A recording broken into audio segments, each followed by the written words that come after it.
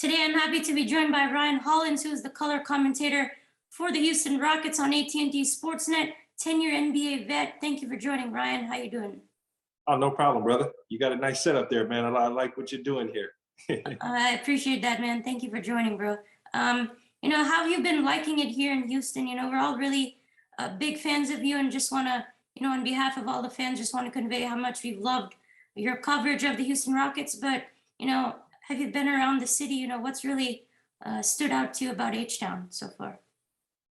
Man, I think just the loyalty has stood out, and I think I appreciate that the fans gave not only gave me a shot, but you had to prove yourself, and I think with every great fan base and every great team, it's like family. You got to be welcomed into the family, and you got to earn your worth. So I've been enjoying that, and Houston just has just a down to earth Southern type of feel here, where I just really appreciate the support for the fans and just the mentality, and I think just the toughest thing that I think I appreciate, but obviously you have to be understanding of, the team's going through a rebuild, but Houston's like, yo, we're used to winners, we're used to champions.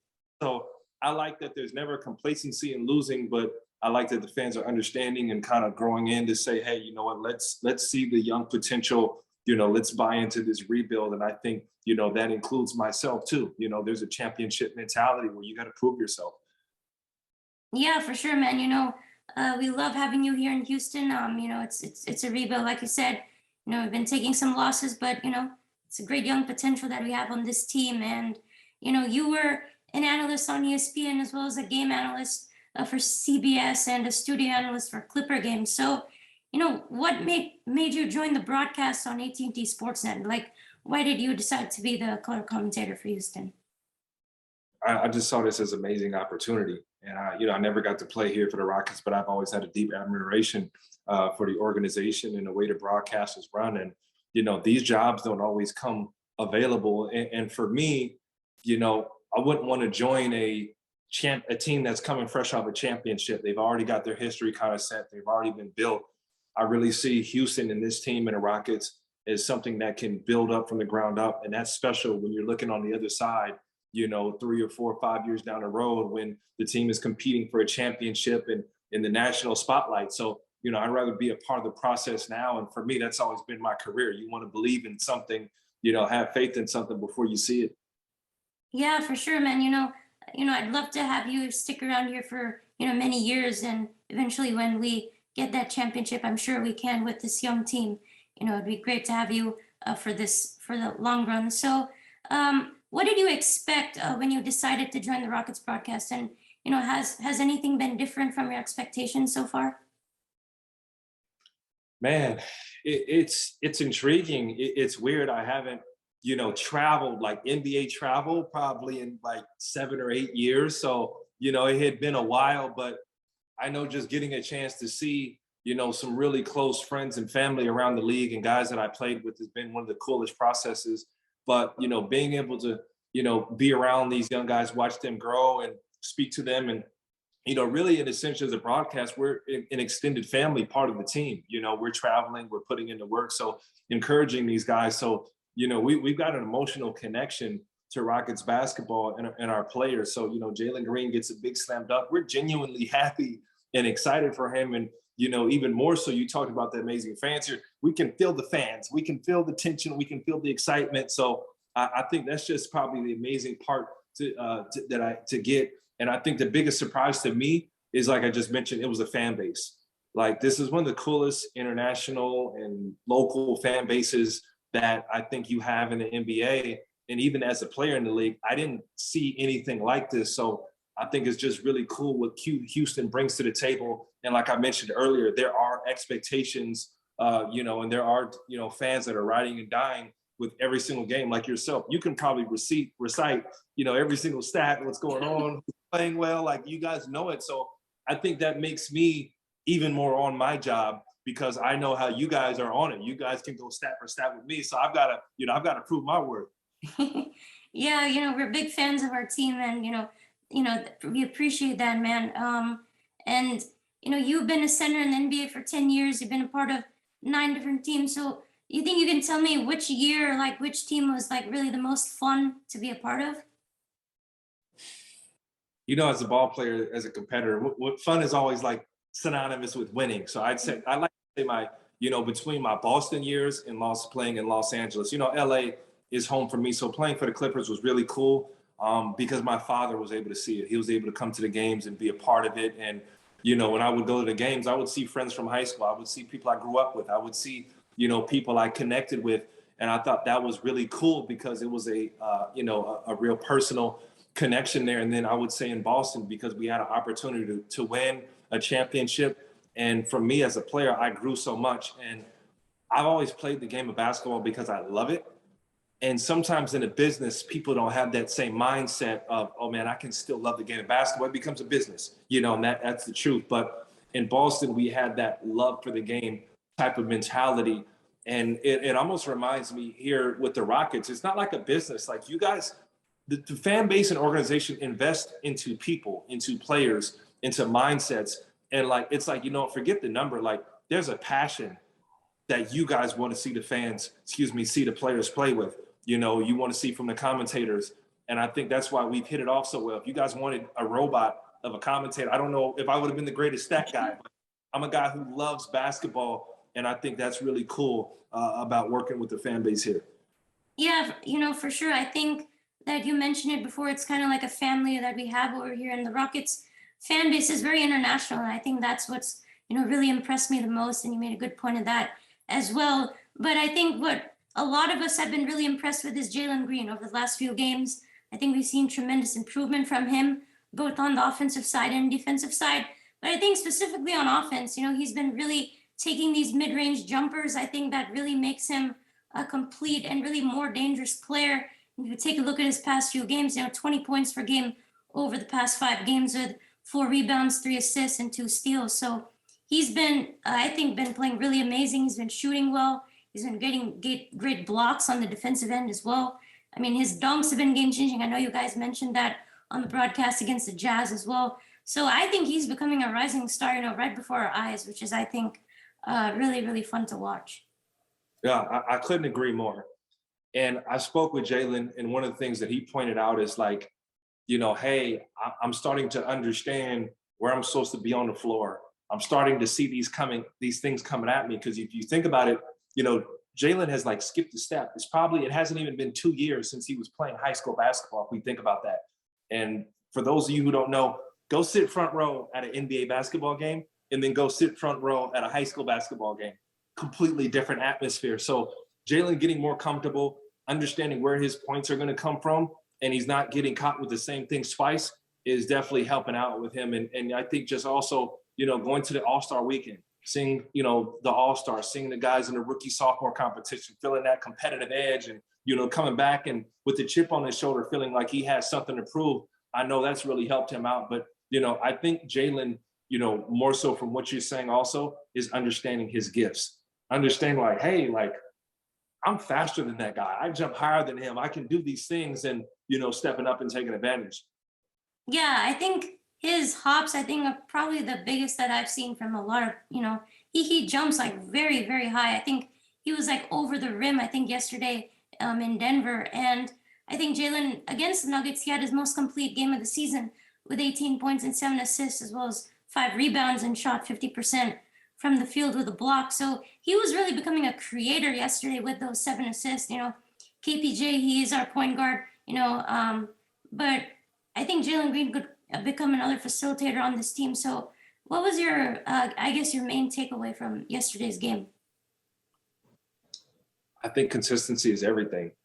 When a coach is going to a meeting or the general manager and they go and they assess players, they have a checklist of things that they look for. Hey, can Jalen Green be this same player at night in and night out? We've seen him score, a little over 15 for the last few nights. Okay, hey, can Jalen, guard a team? If we're playing the Lakers, can he guard LeBron for a possession? Can he switch onto a big man? Can he do these things? So I think him buying in defensively and making those strides is huge. And just the biggest thing, like I said, just the consistency is what you look for, because now as a coach, Coach Silas is going, hey, I can game plan and put up together a complete plan because I know who Jalen is going to be.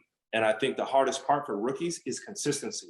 So like, early in the season, Jalen had 31 games. And we're like, oh my God, he hit, 4 or 5 threes. He's amazing. And then he tailed off a little bit. This isn't that same Jalen.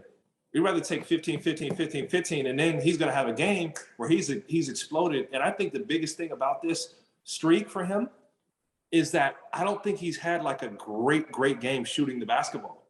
You know what I'm saying? Yeah. So imagine he puts together a really great game shooting the basketball. We're going to get a glimpse of, what we've been looking for from Jalen. And obviously we've seen it already, but I think there's even more to come. And that's like, gets me excited. And I know even guys like yourself, you're pumped up seeing that too, or just imagining what's that going to look like. Yeah, I'm definitely really excited for what the future games lies for Jalen Green.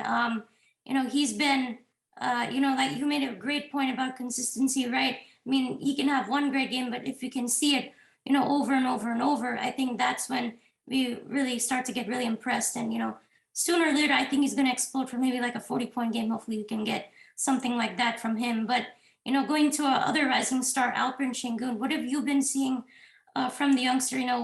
What has stood out to you from him? Because I've seen, he's been working out with Akeem Olajuwon. I definitely see some improvement there. And, he's a very young guy. He's literally younger than, I think, Chet Holmgren, who's going to be the #1 pick next year, possibly. And, you being a big for 10 years. So what are your thoughts about him? I love that he loves basketball. And that's important because in 82 games, you can be tired, you can get weighed down, emotional stress. Those are a lot of things. But Alperen, every day he's excited, he's smiling, he's just loving what he's doing. And that's a strong value because, he's always thinking about how he can be better. Offensively, he has just a feel for the game that you can't really teach. And a lot of people don't know this, but he's gotten a league-wide respect. Teams game plan for him. They double team him. That is rare. For the most part, they're like, hey, you know what? Play that guy one-on-one. But Alperen is getting double teamed. He's got respect, and he's a big part of the other team's game plan. So I think he's growing as a ball player. And I tell you, like, that's really hard to do, is to be a guy that gets double teamed in the post. And I think he's had to recreate himself. But I love that there's so many different angles to him offensively where he's going to be able to work through and have a game plan. And I think it's scary. He could be pretty unguardable. He reminds me of a former teammate of mine who had a lot of success in the NBA, and Mark Gasol, where, Mark did whatever you didn't do. Whatever you try to force him to, he would go. And it was hard to just put him in one spot because he played all around the floor. So I am excited watching Alperen, and just day in and day out, he gives us something. And, from your standpoint too, like, we get excited. We're like fired up. We're like, wow, we didn't know he could do that. And, he does something crazy.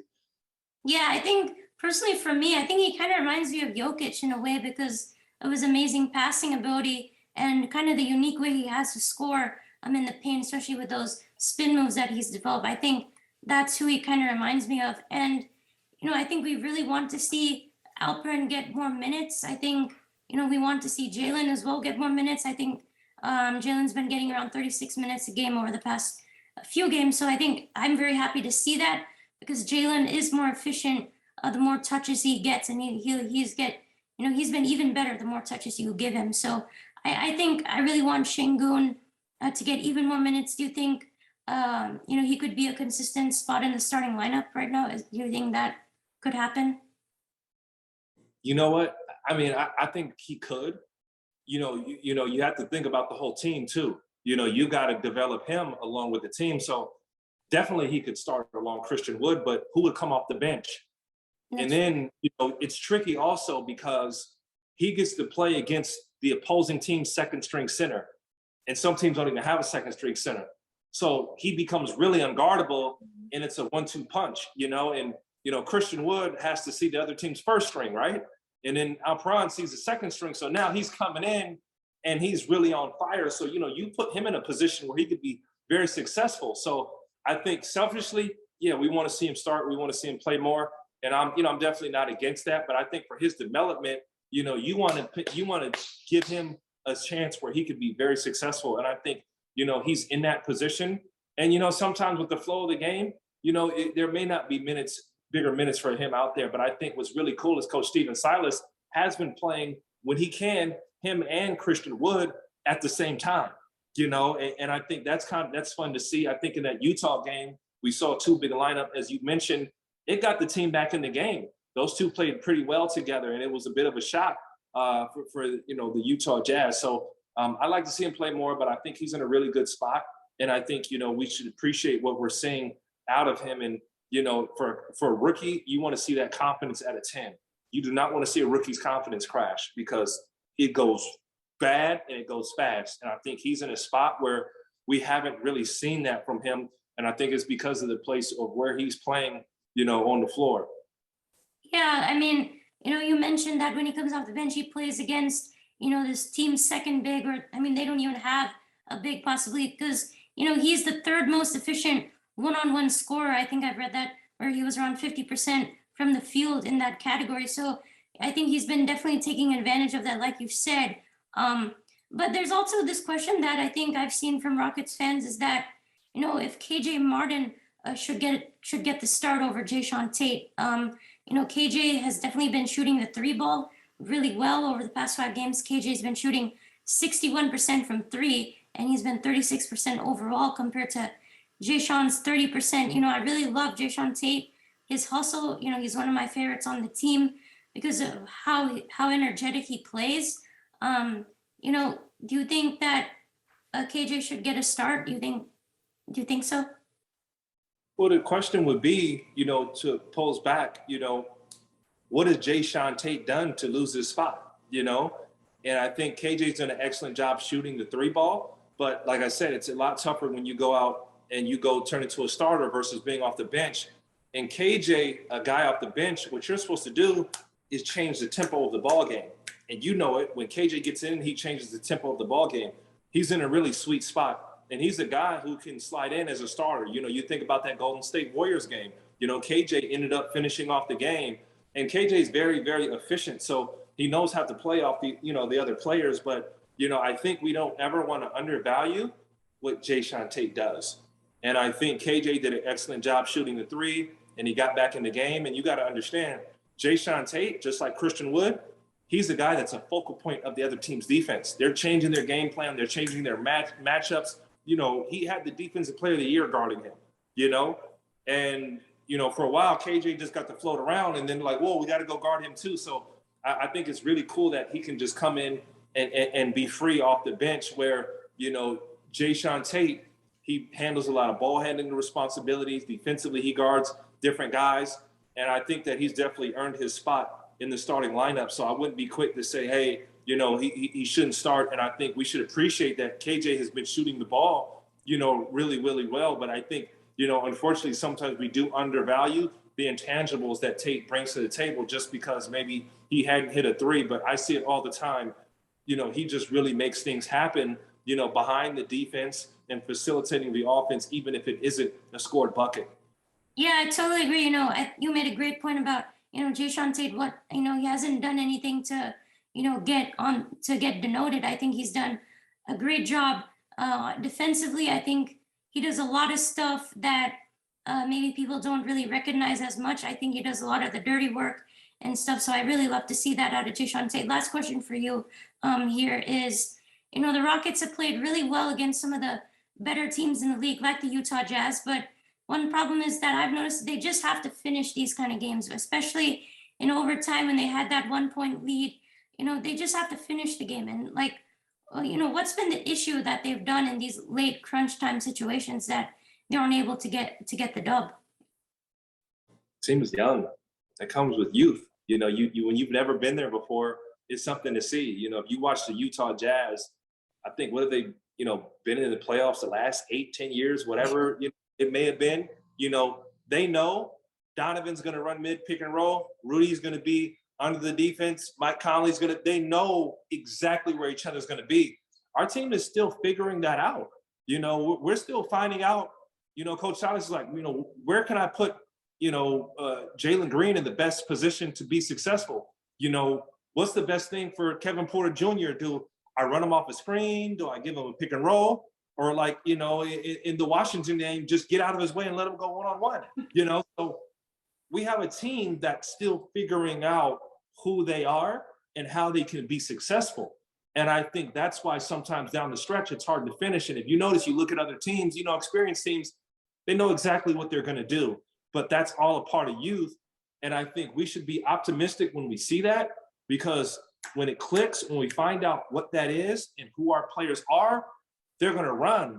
But instead of just pushing a guy into a box and saying, he's only going to do this or he's only going to do that, guys are getting opportunities that they may have never gotten if Coach Silas wouldn't have given it to him. One time down the stretch, he's like, yo, Jae'Sean Tate, go one-on-one, So he's finding out who, our team is and how they can be successful.